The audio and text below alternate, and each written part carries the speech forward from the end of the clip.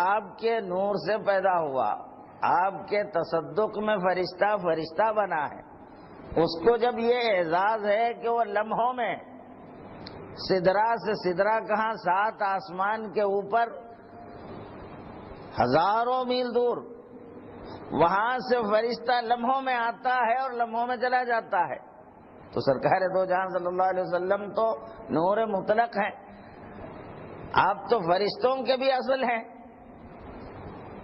فرشتے آپ کی وجہ سے آدم علیہ السلام کے آگے سجدہ ریز ہوئے، آپ کے نور کی بنا پر، نور مصطفیٰ صلی اللہ علیہ وسلم کی بنا پر فرشتے بھی آدم کے آگے سجدہ ریز ہو گئے۔ تو اب آپ کے شان جس کے کرم سے فرشتے بنے ہیں ان کا جب یہ مرتبہ ہے تو جس کے کرم سے فرشتے ہیں ان کا کیا عالم ہوگا؟ تو بہرحال ابوبکر صدیق رضی اللہ تعالی عنہ کو صدیق کا جو لقب ملا اسی واقعہ معراج کی تصدیق کی وجہ سے۔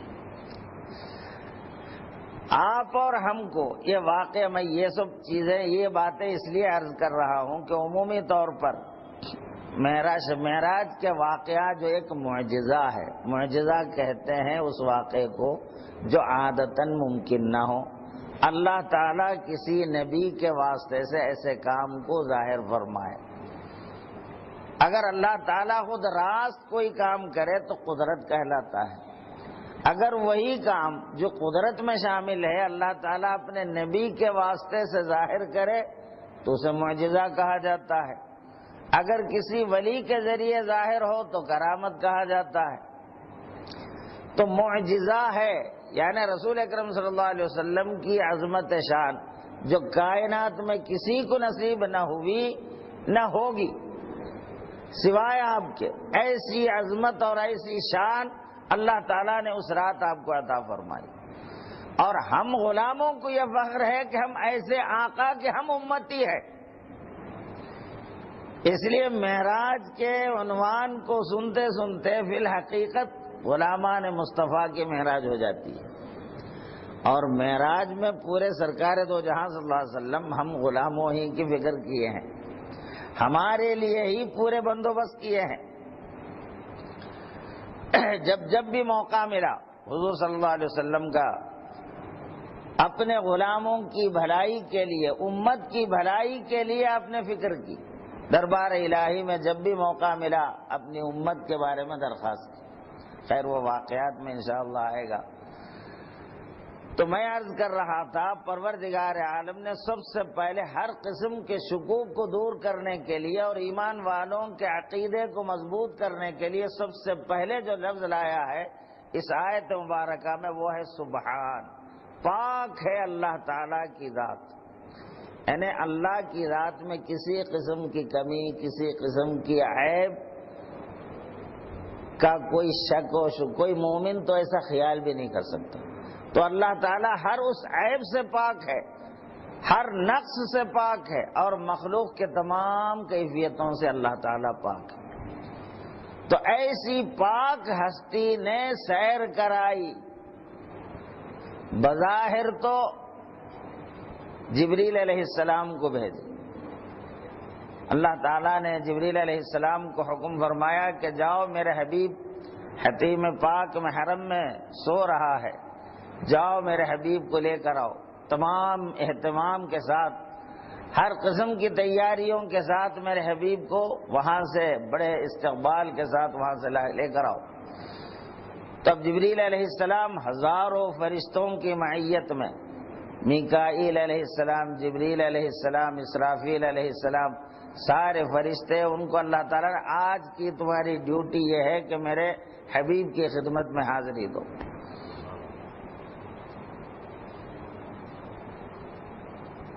جب بیچ میں ایک واقعہ، یعنی اسی واقعے کے بارے میں،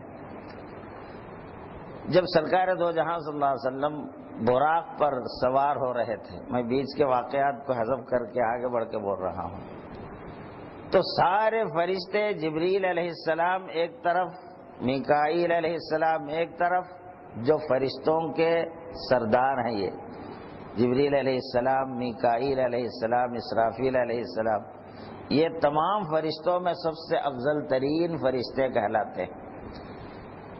یہ تمام بڑے بڑے فرشتے، ان کے ساتھ سارے ہزاروں فرشتوں کی جماعت دو رویہ کھڑی ہوئی ہے بڑے اہتمام کے ساتھ حضور اکرم صلی اللہ علیہ وسلم کے استقبال میں، کہ بڑے اہتمام کے ساتھ آپ کو لے جایا جا رہا ہے۔ تو آپ کو شرم آئی، اتنے لوگ اہتمام کے لیے کھڑے ہوں، تو آپ ذرا جھجکنے لگے براق پر سوار ہونے۔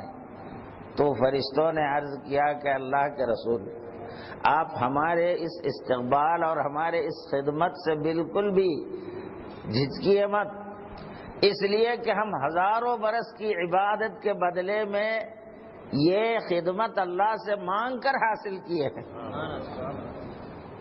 اللہ تعالیٰ نے ہم سے ارشاد فرمایا کہ فرشتوں، تم نے ہزاروں برس جو میری عبادت کی ہے اس کے صلے میں تمہیں کیا دیا جائے؟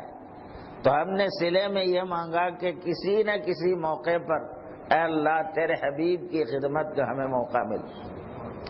تو فرشتے جانتے ہیں کہ خدمت مصطفیٰ کی شان ہزاروں برس کی فرشتوں کی عبادت سے بھی کہیں اعلیٰ اور افضل ہے، تبھی تو وہ اپنے سارے عبادتوں کے صلے میں سرکار دو جہاں صلی اللہ علیہ وسلم کی خدمت میں حاضر ہونا، آپ کے استقبال کے لیے کھڑے ہونا مانگا تھا۔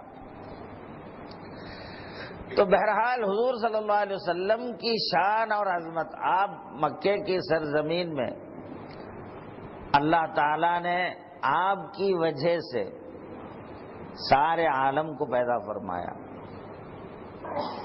اور آپ کی بعثت سے پہلے جتنے نبی آئے وہ آپ کی آمد کی خوشخبری دیتے رہے۔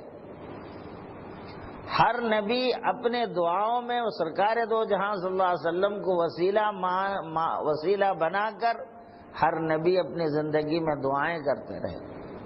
ساری امت کو خبر دیتے رہے، دیکھو آخری زمانے میں ایک اللہ کے حبیب آنے والے ہیں، جب وہ آ جائے تو یہ سلسلہ نبوت کا ختم ہو جائے گا، وہ آخری نبی ہیں، وہی یہ ساری کائنات کی اصل ہے۔ تو ساری امت کو آپ کا منتظر بنا دیا تھا۔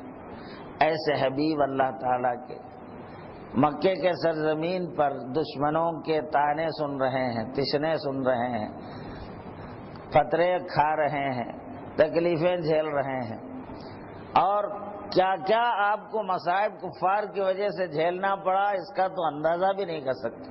ہم تو سوچ بھی نہیں سکتے کہ اتنی تکلیف کوئی جھیل بھی سکتے ہیں۔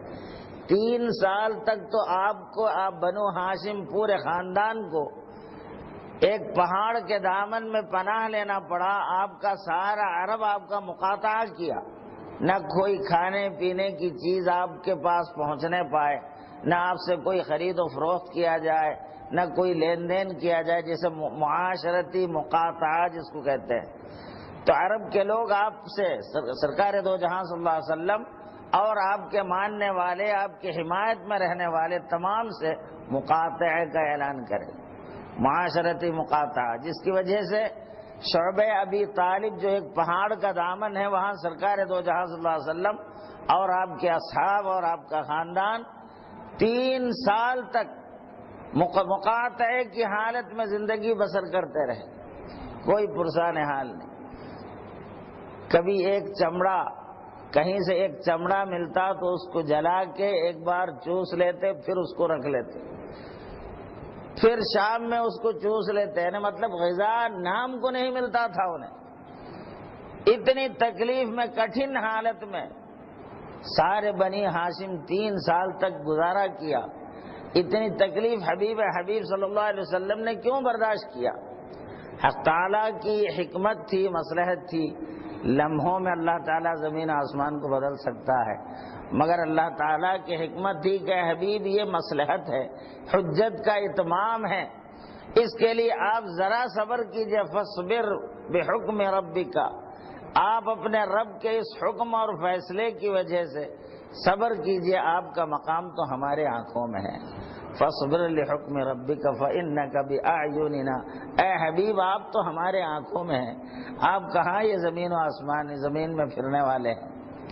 تو یہ ساری کوفت کو دور کرنے کے لیے حضور صلی اللہ علیہ وسلم کو حق تعالیٰ نے نبوت کے 12ویں سال نعمت معراج سے سرفراز فرمایا. ایسا مقام پر آپ کو بلایا گیا جہاں کسی مخلوق کا کبھی وہاں تک جانے کا تصور نہیں ہو سکتا. سارے انبیاء کو معراج ہوئی تو زمین ہی پر ہوئی.